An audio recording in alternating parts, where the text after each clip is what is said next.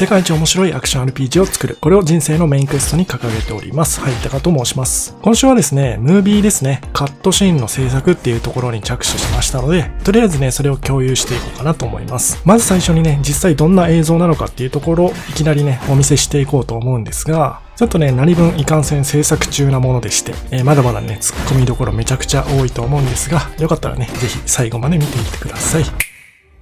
ムービーが流れるタイミングとしては、最近ですね、何かとよく話題に上がっている境界ボス、こいつとの戦闘開始時に流すというようなイメージになってます。では早速見ていきましょうか。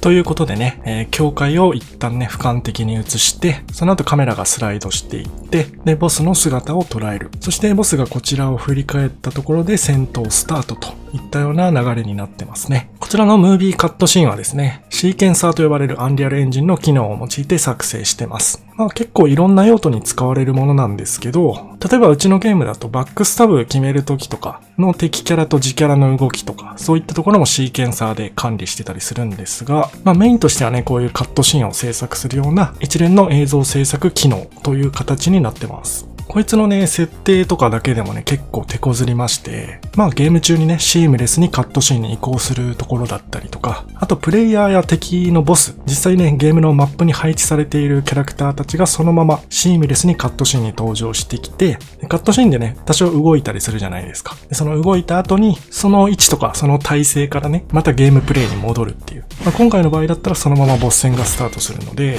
そういったところがね、ちゃんとゲームプレイ中とカットシーン中でね、しっかり動機が取れてたと思うんですけど、そういったところの設定が結構手こずりましたね。で、あとは演出的な話もね、まだまだだなと思っていて、現状のカットシーンはね、まだいわゆる絵コンテ的な感じのレベルかなと思ってます。普通の映像制作現場だとね、多分ディレクターさんとかが一旦演出の流れとかを全てね、絵コンテに書き起こして、で、そこでしっかりね、演出が決まってから実際撮影始めるっていう感じだと思うんですけど、アンリアルエンジンでムービー作る場合はね、このシーケンサーっていう機能を使えば、結構パパッとね、いきなり映像から撮り始めることができるんで、もう映像そのものでね、絵コンテを作っていくような、そんな感じのワークフローも結構ありなのかなと、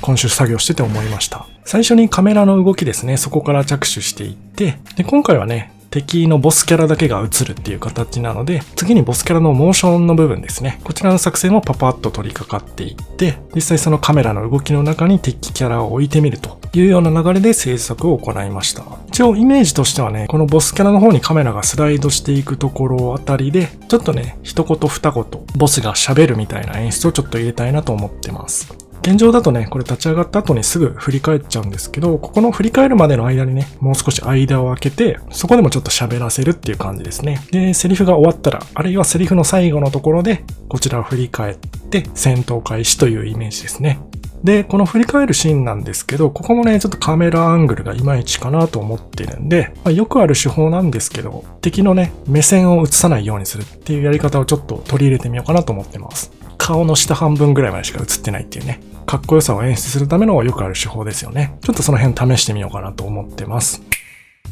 で、あとはムービーカットシーンの数に関してなんですけど、基本的にボス戦には大体つけていきたいですね。ちょっとスケジュール的にね、すべてのボス戦にムービーを組み込めるかどうかっていうのはちょっと怪しいんですが、少なくとも大事なボス戦の前はね、必ずつけたいところですね。なんかちょっとボスに喋らせたいセリフとかもね、結構あったりするんで、そういうところはね、あんまり妥協せずにやっていきたいところですね。で、ボス戦以外で言うと、攻略の要所要所でもね、カットシーン挟んでいこうと思ってて、例えば最初にゲーム始まる時ですよね。なんかちょっとこう主人公の目的的なところがね、語られたりとか、あとはね、攻略がキリのいいところまで来た時、ストーリーの進捗を確認したりとかね、そういったところをやっていけたらいいなと思ってます。現状だとね、このゲーム結構ストーリー方面がかなり弱いという状態になっているので、その辺はこういったカットシーンとかね、あとは読み物系のアイテムですね、テキストを閲覧できるタイプのやつとかで補足したりとか。でもやっぱ基本的にはムービーカットシーンの方が大事ですよね。多くのプレイヤーが見る可能性が高いと思うので、最低限ね、カットシーンとかをちゃんと見ておけば、プレイヤー主人公の目的だったり、敵がどういう奴らなのかだったりとか、そういったストーリーの大まかな流れはね、伝わるようにっていうところも意識しながらね、かっこいいムービー作っていけたらなと思っております。